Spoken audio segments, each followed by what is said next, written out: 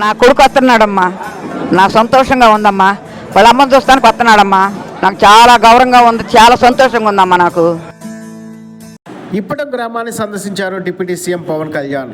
ఇప్పటం గ్రామంలో భారీ బహిరంగ సభకు సక్సెస్ చేసిన పిమ్మట అప్పటి ప్రభుత్వం వైసీపీ గవర్నమెంట్ అక్కడ ఇప్పటం గ్రామస్తులను ఏ విధంగా ఇబ్బంది పెట్టారో అందరూ తెలిసిందే.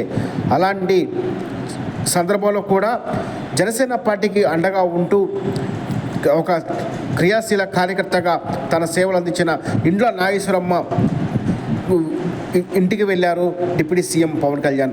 అప్పటి నేను మీ ఇంటికి వస్తానమ్మా అంటూ ఒక మాట ఇవ్వడంతో ఆ తల్లి ఆయన రాక కోసం ఎన్నో రోజులుగా ఎదురు చూస్తుంది.